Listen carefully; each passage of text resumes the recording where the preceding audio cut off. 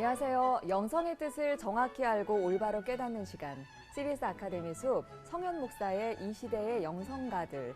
오늘 두 번째 시간입니다. 저희 지난 시간에 헨리 나우엔의 영적 발돋움이라는 책 들으면서 정말 많은 은혜를 받았는데요. 오늘 헨리 나우엔의 다른 서적 하나를 또 소개해 주기로 하셨습니다. 성현 목사님 오셨습니다. 안녕하세요. 네, 안녕하세요. 그리고 함께 공부하실 수강생 박수진 씨, 박인영 씨, 김원구 씨 반갑습니다. 안녕하세요. 우리 지난 시간에 들으면서 완전히 그 은혜의 도가니였잖아요. 네, 맞아요. 굉장히 괜히 막 눈물을 흘리고. 흘리고. 그래서 오늘 헨리 나우엔의 다른 책을 또 한 권 만나볼 수 있다니까 굉장히 기대가 되네요. 네. 어떤 책인가요? 네, 오늘 소개할 책은요, 이 탕자의 귀향이라는 책인데 바로 이 책입니다. 나우엔 하면 많은 분들이 지난 시간에 소개했던 영적 발돋움이라는 책과 더불어서 이 탕자의 귀향을 꼭 언급합니다. 그래서 저도 이 헨리 나우엔의 영성을 소개하면서 이 책을 여러분과 함께 좀 나누고자 그렇게 준비를 하게 되었습니다. 네.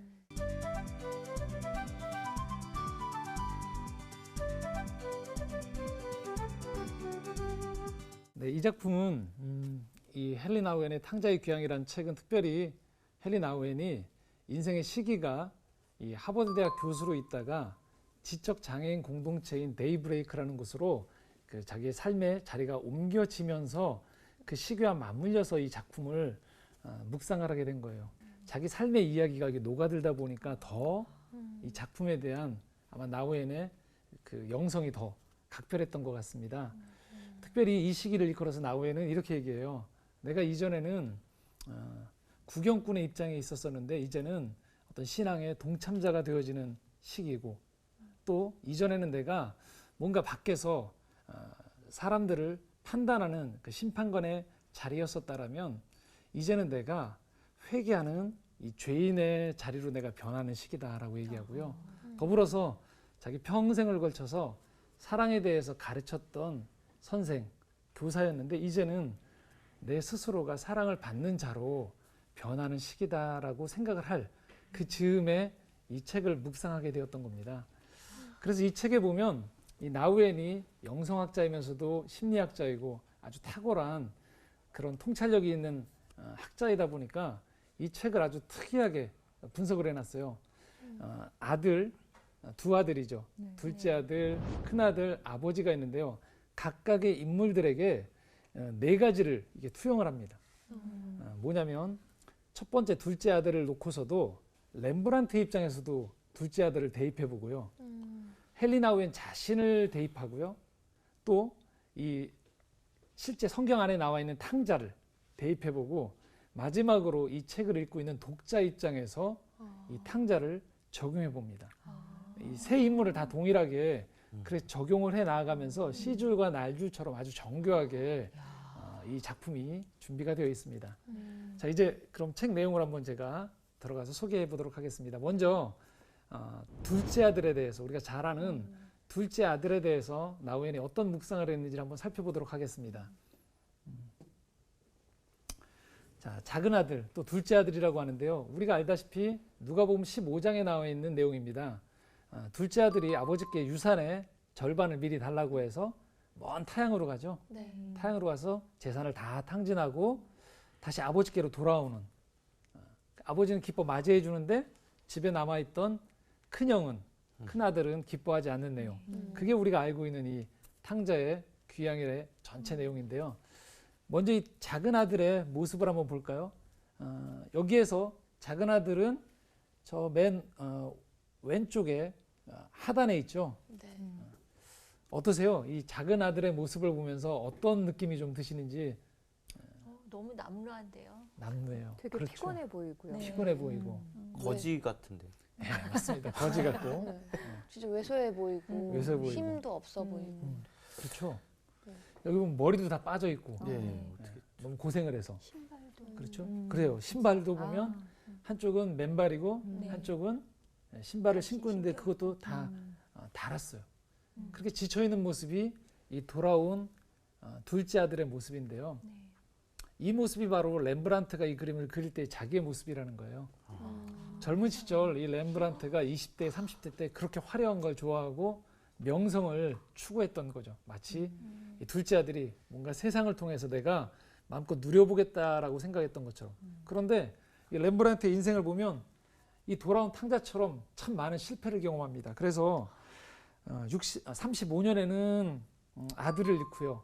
38년에는 큰 딸을 잃고 40년에는 둘째 딸을 잃습니다. 42년에는 아내가 죽고요. 세상에. 생후 9개월 된 아들과 자신만 남게 됩니다. 그런데 또 이 아들을 돌보던 유모와 법정 다툼 끝에 이 유모를 정신병원에 이렇게 보내게 되는 소송을 벌이게 돼요. 그리고서 또 다시 재혼을 하는데 일남 1년을 낳습니다. 그런데 또 이 중에 아들이 52년에 죽게 됩니다. 그렇게 인생의 죽음이 많이 없네요. 찾아온 것에서 네. 끝없는 죽음이 찾아온 것에서 멈춰지지 않고요. 그 작품 생활에서도 어려움이 찾아옵니다. 인기가 떨어지는 거예요. 그래서 56년부터 3년에 걸쳐서 3번에 걸쳐 이 파산을 합니다. 모든 재산과 집을 경매에 다 넘기게 되는 거예요. 돌아온 탕자의 모습이 바로 자기의 모습일 수밖에 없는 거죠. 이렇게 아까 원구 씨가 얘기해 준 것처럼 거지 같은 모습이 탕자의 모습이 바로 렘브란트의 모습인 거예요. 네. 이 작품이 렘브란트가 죽기 2년 전, 67년, 1667년에 죽기 2년 전에 완성된 작품이거든요. 이 모습에는 그래서 다름 아닌 인생을 탕진했던 렘브란트 자신의 모습이 둘째 아들의 모습 속에 그려져 있는 거죠. 아니 어려운 일이 그렇게 많이 찾아오고 이러면은 바로 정신이 번쩍 들었을 텐데 꽤 오랫동안 계속 방황을 하시던 원구 것 씨도 같네요. 굉장히 당황한. 네, 저는 저 표정이에요. 그림 보고 왜 굳이 저렇게 대머리까지 원형 탈모까지 그렸을까라고 생각을 했는데 네. 내용을 보니까 이거 스트레스를 안 받을 수가 그쵸. 없네요. 렘브란트 그러네요. 자신의 모습이면. 네. 그러니까 외형적으로나 네. 또 관계적으로나 모든 것들이 다 탕진된 돌아온 탕자의 모습이 렘브란트의 모습이에요. 나우에는 이 둘째 아들의 모습을 보면서 이 영적인 해석을 우리에게 이렇게 가져다 줍니다. 한 사람이 집을 나간다.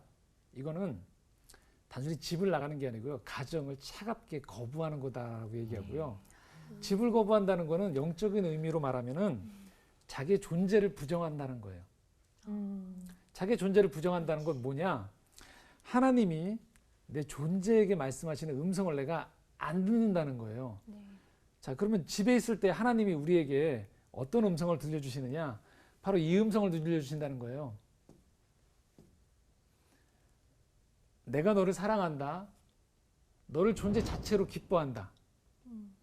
그러니까 그냥 집에 있을 때 우리 생각해 보시면 어떠세요? 편안하죠? 네. 일반적인 가정을 말하는 거예요. 이게 번복하시나요? 일반적으로 저희가 가정을 네. 생각해 볼 때 가정에 있으면 그냥 편안한 거죠. 그리고 뭘 안 해도 존재 자체로 내가 기쁜 거예요. 그런데 우리가 세상에 나가면 긴장하죠. 어느 곳에 가면 긴장하게 돼요. 어떤 세계로 접어드냐? 집을 나가게 되면 이런 세계로 접어들게 돼요. 만약이라는 세상으로 들어가게 된다는 겁니다. 자, 만약이 뭘 말하냐? 만약 내가 나한테 사랑을 받으려면 네가 똑똑한 걸 증명해봐. 내가 능력 있다는 걸 증명해봐. 라는 거죠. 만약에 내가 정말로 그렇게 사랑받을 만한 가치가 있는 사람이면 그걸 나한테 증명해 보라니까 라는 세상에 우리가 나가게 된다는 거예요. 하나님 아버지라는 그 집안에 있을 때 우리는 우리 존재 자체로 인정을 받고 사랑을 받아요. 그런데 내가 하나님 아버지를 떠나게 되어지는 순간 우리는 이 만약이라는 세상 속에서 그 만약의 그 조건에 맞추는 노예가 되어진다는 거예요. 그 종이 될 수밖에 없고 그래서 우리 삶이 자꾸만 이 탕자가 그 지치는 것처럼 계속 그 세상 속으로 우리가 들어가게 되어진다는 거죠.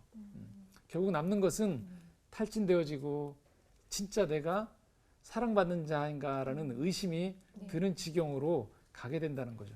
그게 탕자의 모습인 거죠. 또 현대인들의 모습이고요. 이 둘째 아들이 그렇게 세상 속에서 다 탕진하고 이 만약의 세상 속에서 완전히 모든 것들을 잃어버리고 난 다음에 이제 탕자가 정신이 번쩍 들죠. 내가 이렇게 살 존재가 아닌데 성경 누가복음 15장에 보면 탕자의 재산을 다 탕진하고 난 다음에 돼지가 먹는 추억 그 열매. 주염 열매를 같이 먹는다라고 나오죠. 네. 그러니까 짐승 같아지는 거예요. 네. 그러다가 생각이 번뜩 난 거죠. 내가 짐승이 아닌데 나는 사람인데 내 집에 돌아가면 아버지가 나를 받아주실 수 있는데라고 생각하는 거예요. 그래서 돌아오는데 그 지점에서 한 가지 조건의 세상에 살던 습관이 남아있다 보니까 둘째 아들이 집으로 돌아갈 때에도 조건을 붙이는 거예요. 네. 아들로는 내가 못 가겠다. 그래서 고용된 일꾼으로 돌아가겠다라고 생각하는 거죠. 그래서 아들로 돌아가는 게 아니고 아버지께 가서 내가 열심히 일을 할 테니까 나를 품삯을 주시고 좀 밥을 주십시오라는 생각으로 돌아간다는 거예요.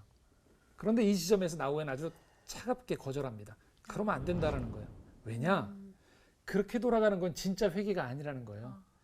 자기 생각대로의 회개다라는 거죠. 결국은 그렇게 돌아가서 만나는 하나님은 어떤 하나님이냐? 호된 심판의 하나님이라는 거죠. 여전히 그 하나님 안에선 처음에 우리가 가졌던 너를 있는 그대로 사랑한다는 그 아버지가 아니고 조건의 하나님으로 내가 만나게 된다는 거예요. 우리가 신앙생활을 하면서 이런 생각들을 자주 하게 돼요. 내가 하나님 아버지의 자녀입니다라고 얘기하는데도 불구하고 우리도 모르게 자꾸 조건을 붙이는 거죠. 네. 이래야지 하나님이 나를 사랑하셔. 이래야지 나를 받아주셔. 잘못한 하나님은 게 얘기해요. 많아서. 나는 내 아들이라니까. 너는 내 아들이야. 내 딸이야라고 얘기하는데 그런데 우린 자꾸만 조건을 붙여요. 아니에요. 아버지가 아니에요. 나는 내가 조건을 붙입니다. 내가 이거 할 테니까 그때 되면 나한테 보상을 주십시오. 라고 얘기한다는 거예요. 네. 그렇게 되어지면서 우리는 지배거하면서도 진정한 신앙 안에서의 자유함, 평안을 못 누리게 된다는 거죠. 나우에는 이렇게 아주 단호하게 얘기합니다. 용서함을 받으려면 하나님께서 진정 하나님이 되사 모든 것을 치료하시고 회복하시며 새롭게 하시기를 전폭적으로 바라는 마음이 필요하다라는 거예요. 여기서 주목할 단어들은 이런 거예요. 둘째 줄에 나와 있는 진정, 또 셋째 줄에 모든 것, 그리고 넷째 줄에 전폭적이다라는 거예요. 하나님께로 돌아가는 것은 그래서 하나님 안에 거한다는 것은 그렇게 우리 식대로 뭔가 몇 가지를 놓고 하나님과 거래하는 게 아니고요. 완전한 하나님 아버지 품 안에 전폭적으로 우리가 안겨지는 걸 말해요. 그렇게 되어지지 않으면 우리가 신앙생활을 하면서도 진정 마음의 자유가 없다는 거죠.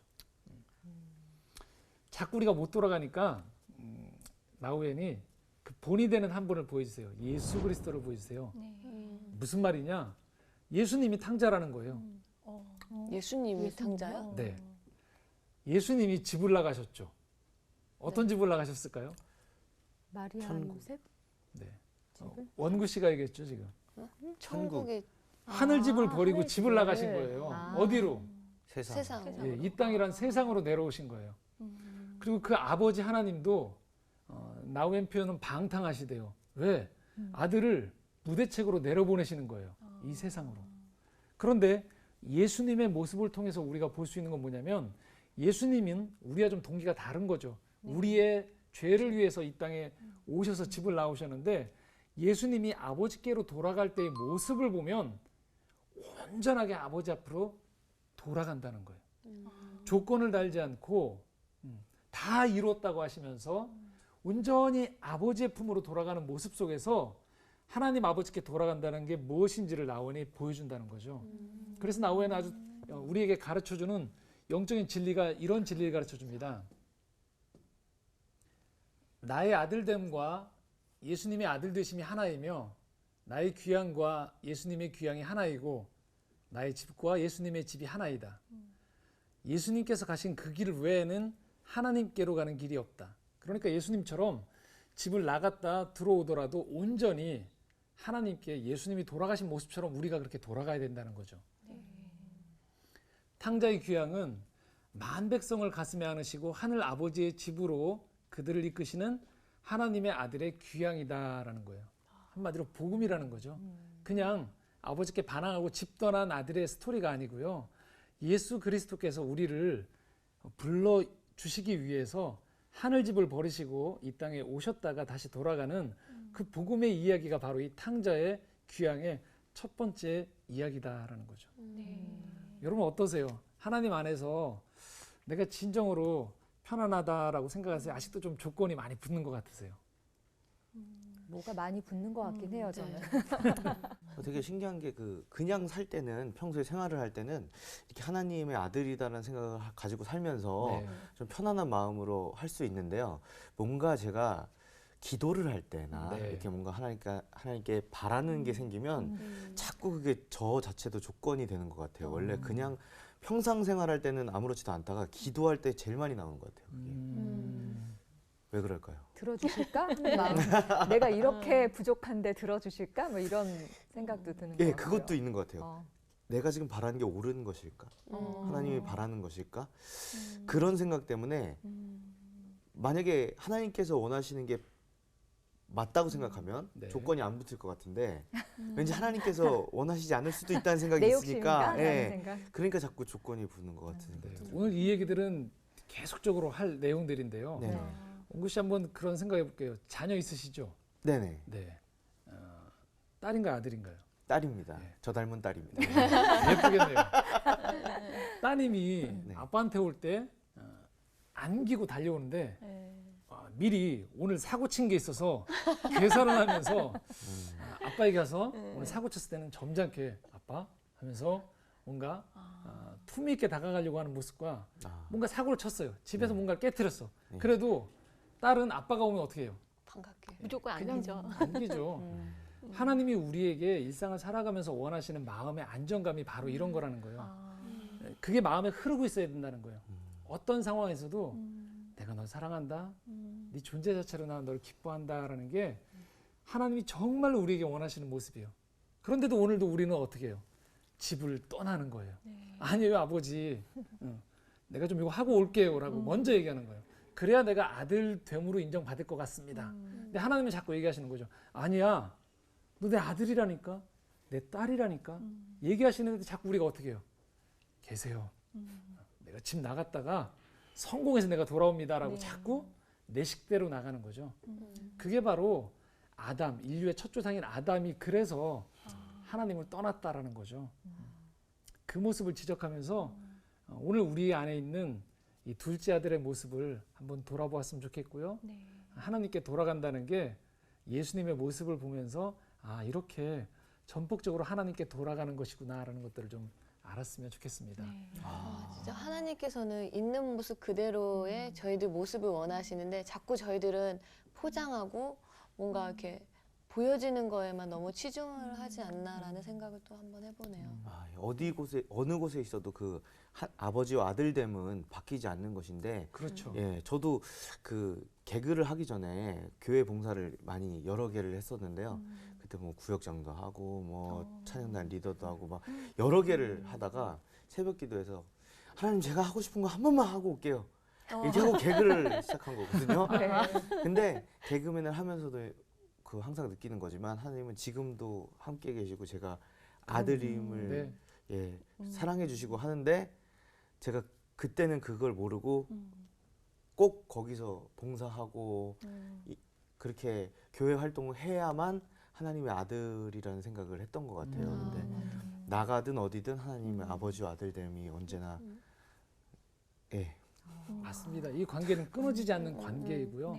하나님이 정말로 우리에게 원하시는 것은 우리가 어떤 상황 가운데에서도 있는 모습 그대로를 정말 원하신다는 것. 아이러니하게도 우리가 있는 모습 그대로 오라고 얘기하는데 이걸 언제만 하냐면요. 새신자 초청할 때 그때만 있는 모습 그대로 오시라고 하고요. 그때만. 이후부터는 달라져야 된다고 생각하는 거예요. 네. 근데 그렇지 않다는 거죠. 우리가 점점 성숙할 필요는 있지만 내 수준 가운데에서 있는 모습 그대로 하나님께 나아가는 것 그것이 필요하다는 것이죠. 이 둘째 아들은 우리에게 그것을 보여주고 있습니다. 자, 이제 첫째 아들로 한번 가볼까요? 큰 아들이 여기 어디 있는 것 같으세요? 오른쪽 서 있는 오른쪽에 사람? 네. 손 이렇게 하고 있는 사람 아니에요? 그렇죠. 서 있는 사람. 예. 뭐 어떤 사람들은 저 옆에 앉아 있는 앉아 사람이다라고 있는 하기도 하고 사람. 그러는데 나이가 좀 있네요. 앉아 있는 예. 사람. 그렇죠. 네. 큰 아들 서 있는 사람으로 나윈도 이해를 하고 있습니다. 그 가운데에서 묵상을 하고 있는데요. 여기 보시면 또 어떤 생각이 드세요? 큰 아들을 보시면서. 왜 이렇게 탐탁지 않은 모습으로 떨떠름한데요? 아빠 둘째 동생을 바라보고 있는지 모르겠네요. 그럴 것 방관자? 같아요. 음. 큰아들 입장에서는. 방관자, 네. 떨떠름하고 담담하게 보는 것 같아요. 담담하게, 네, 감정 없이. 감정 없이 무표정하게. 네. 일단은 가운데 공간이 비어 있어요. 아버지와 아들 네. 사이에 공간이 비어 있죠. 네. 이게 관계의 어떤 빈 공간을 의미하는 거고요. 아. 아버지는 돌아온 둘째 아들을 향해서 이렇게 구부려서 안아주고 있는데 큰아들은 서서 꼿꼿하게 두 손을 움켜쥐고서 허리춤에 놓고서 지켜보고 있죠. 이 모습이 우리가 살아가는 가운데에서 큰아들의 모습처럼 살아갈 수 있다는 거예요. 왜냐? 사실 이 큰아들의 모습은 흠이 없는 모습이거든요. 둘째 아들 집 나간 사이에 충직하게 집을 지켰던 큰아들의 모습이잖아요. 네. 그럼 이 큰아들의 모습, 문제는 뭘까요? 뭐냐면 집에 있는데 떠나진 않았어요. 집에 있는데 마음이 편하지 않은 거예요. 자유함이 없어요. 자꾸 비교하고 경쟁하는 거예요. 정작 집안에 있지만 일도 많이 했지만 아버지와 함께 있는 즐거움이 없어요. 그래서 큰아들처럼 살면 어떤 일이 자꾸 우리 마음속에 있냐면요. 나는 이거 하는데 저 사람은 왜 안 하지? 나는 신앙생활 열심히 하는데 저 사람은 왜 안 하지? 이런 불평이 자꾸 우리 안에 있는 거죠. 그래서 나우에는 이걸 어떻게 진단하냐면요. 이렇게 얘기해요. 아버지가 이렇게 얘기하죠. 너는 항상 나와 함께 있으니 내 것이 다 내 것이다. 아들이 불평할 때, 큰아들이 불평할 때 이렇게 얘기해요. 아니, 둘째는 지금 집 나가서 고생했지만 너는 집에서 내게 다 내 거고 나랑 함께 있었으니까 즐겁지 않았니 하는데 첫째 아들은 뭐예요? 아니라는 거예요. 불편했어요. 그러다 보니까 어떤 세계 속에 있었냐면요.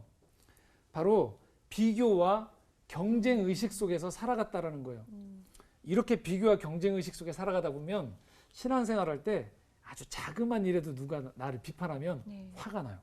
맞다. 그리고 또 누가 조금만 칭찬해줘도 또 확 올라. 엄청나게 셈이 나고. 예, 기뻐지고 막, 네, 막 올라. 뭔가를 가진 것 같고 이렇게 되어지는 거죠. 그러니까 아버지 집 안에서 누리는 안정감이 아니고 뭔가 자꾸 비교하는 거예요.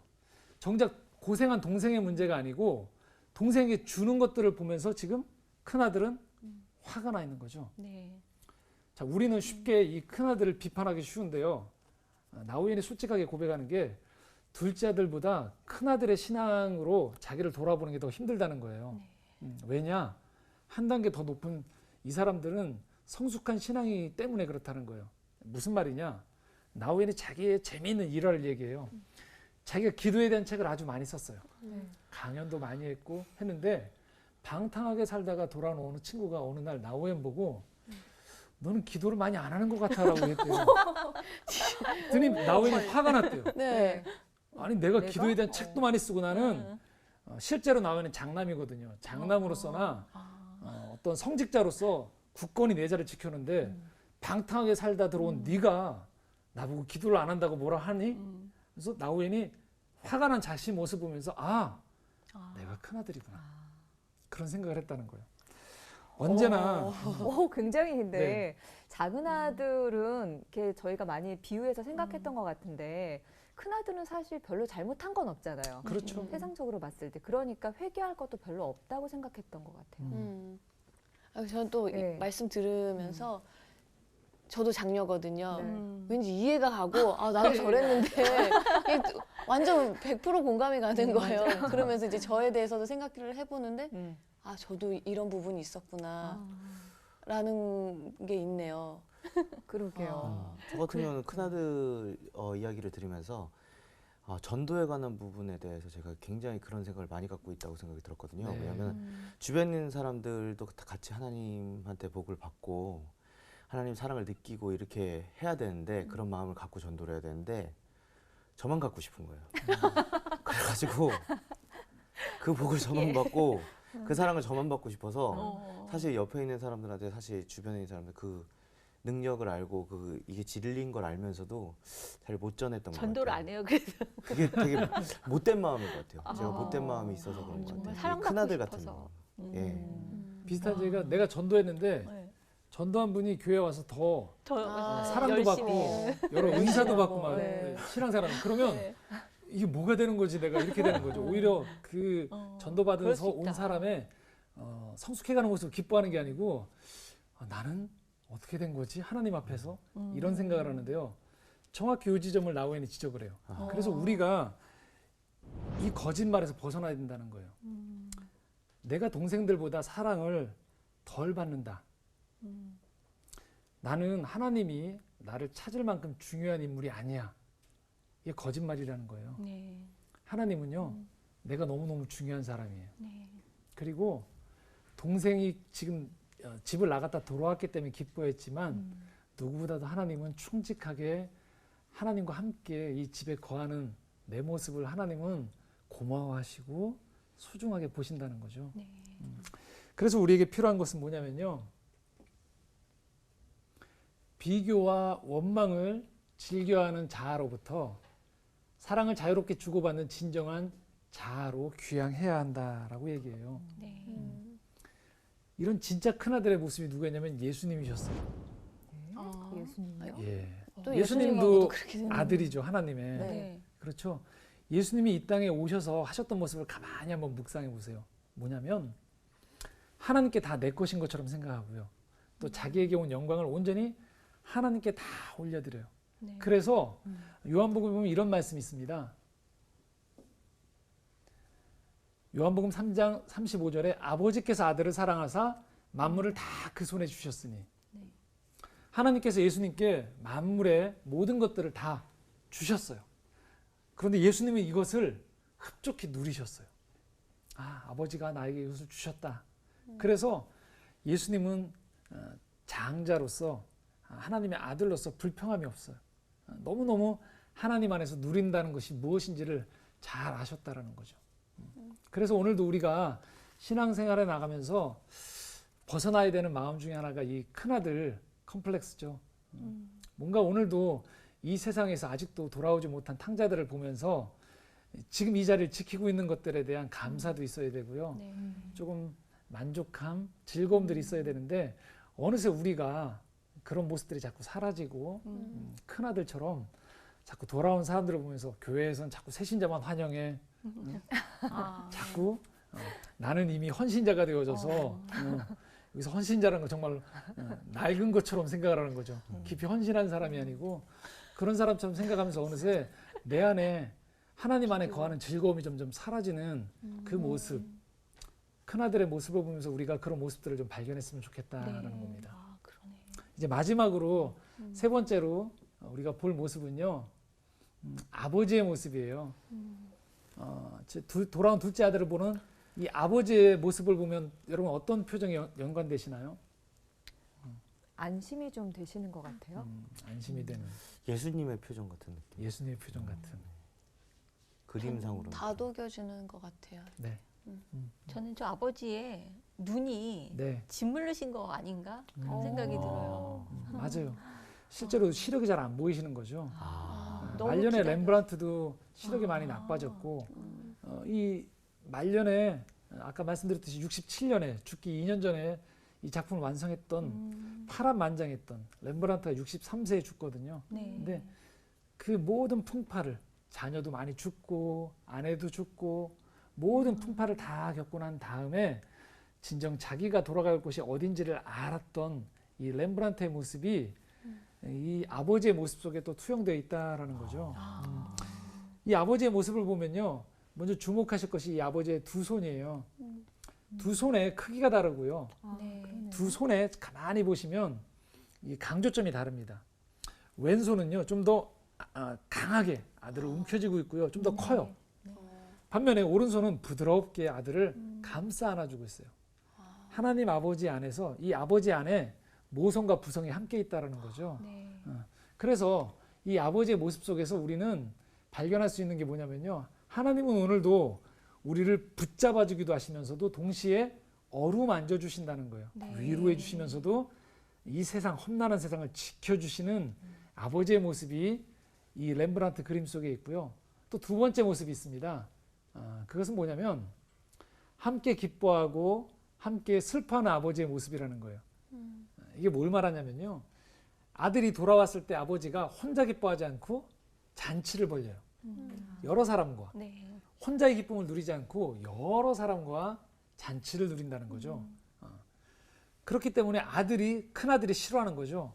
왜 혼자 기뻐하시지 그러면 잔치를 여십니까? 근데 하나님이 우리에게 원하시는 게 뭐냐면요. 함께 기뻐하자는 거예요. 인생을 살아가면서 이 땅에 기뻐할 일들이 참 많다. 그런데 어떤 사람은 이럴 때 이렇게 제동을 걸어요. 아니 이 세상에 슬픈 일들이 이렇게 많은데 어떻게 기뻐할 수 있습니까? 그런데 하나님이 이렇게 얘기하세요. 아니 한 영혼이 지금 돌아오고 있지 않느냐. 아들이 돌아오고 있지 않느냐. 기뻐할 수 있다. 근데 동시에 아직도 돌아오지 않은 많은 아들을 보면서 하나님은 또한 슬퍼하고 계세요. 세상과 하나님의 차이가 뭐냐면요. 세상은 기쁨과 슬픔을 양극단으로 나눠요.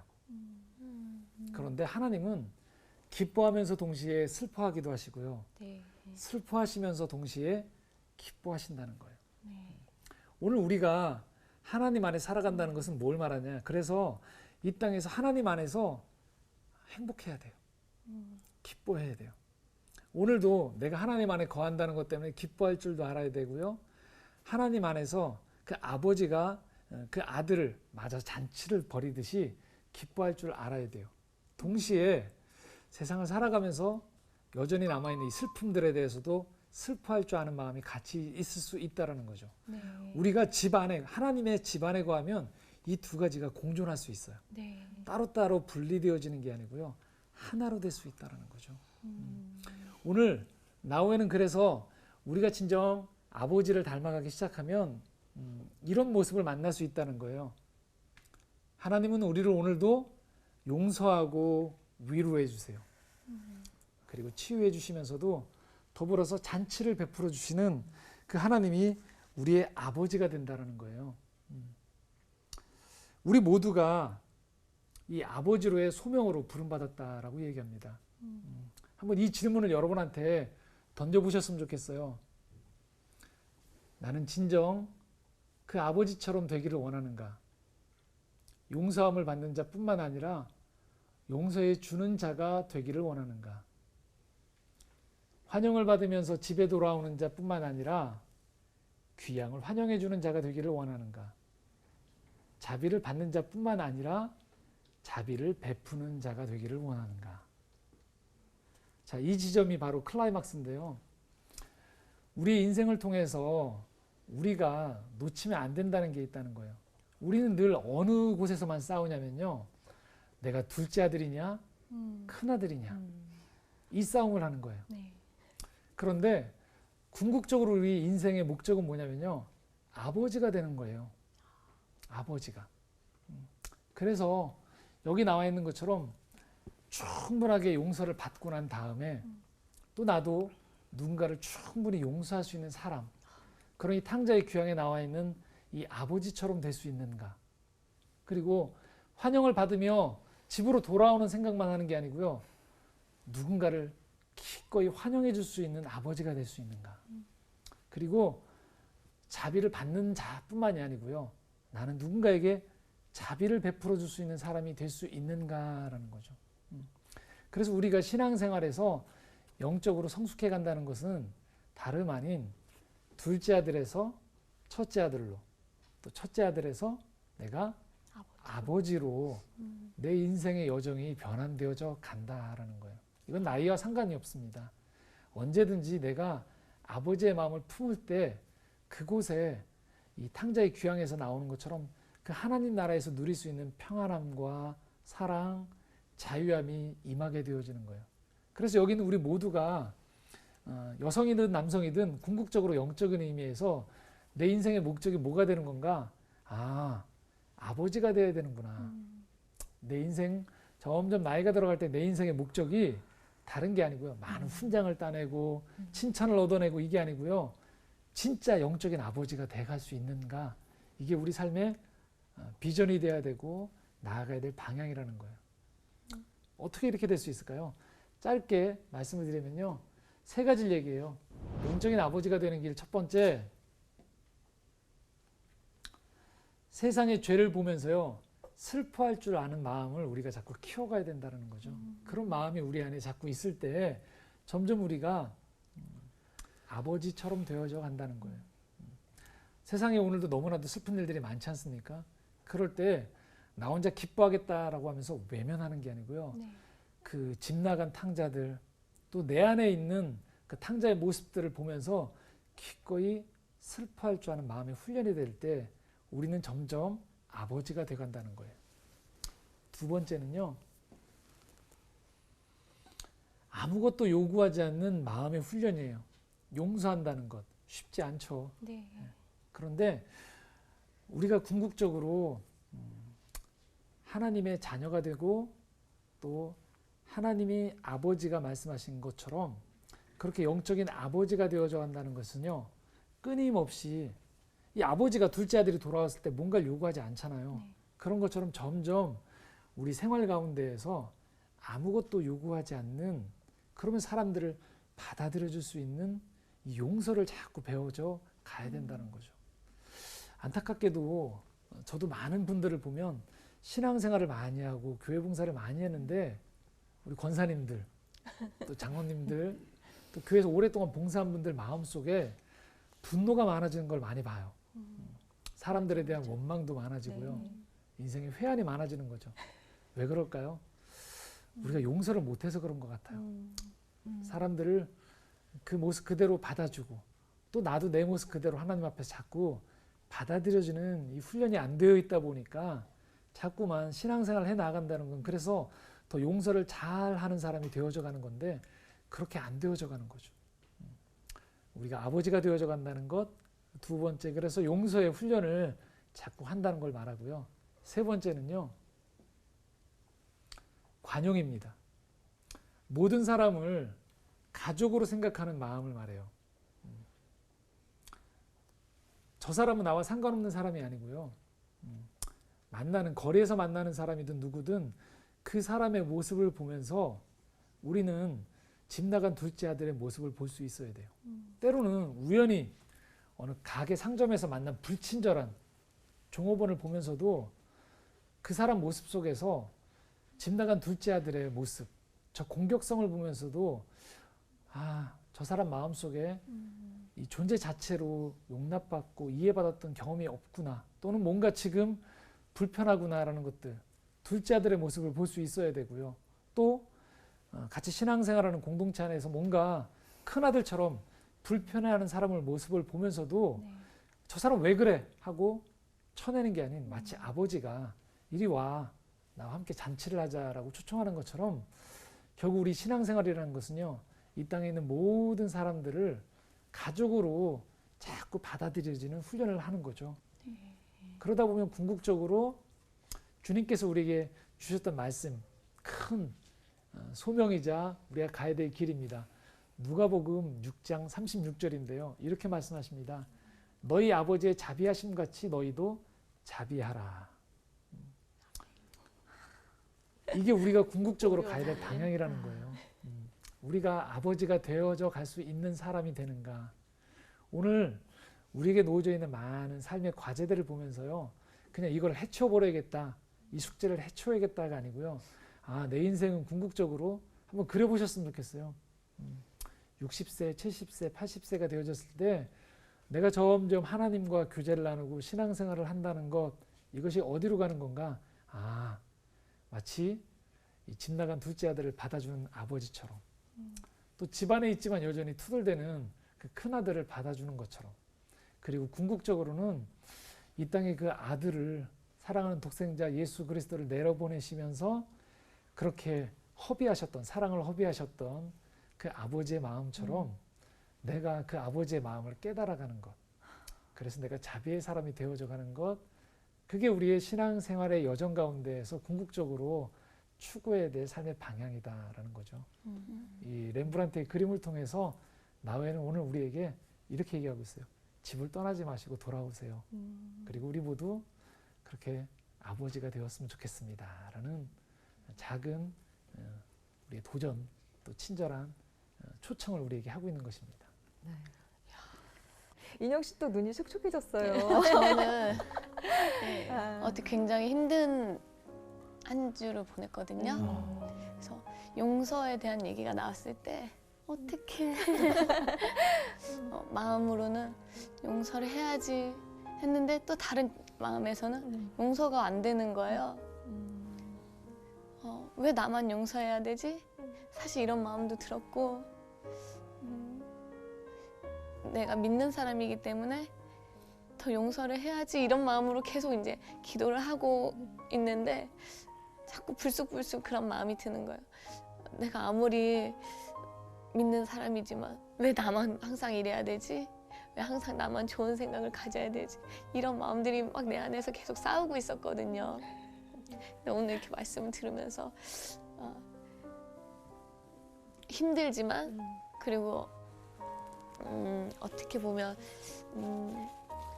좀 저한테 강요가 될 수도 있잖아요. 근데 그런 상황이지만 그 상황 가운데서도 내가 조금 더 아버지를 닮아가는 그런 제가 돼야 되겠다. 좀 오늘 말씀 들으면서 그런 걸 느꼈어요. 나눠주셔서 감사해요. 네.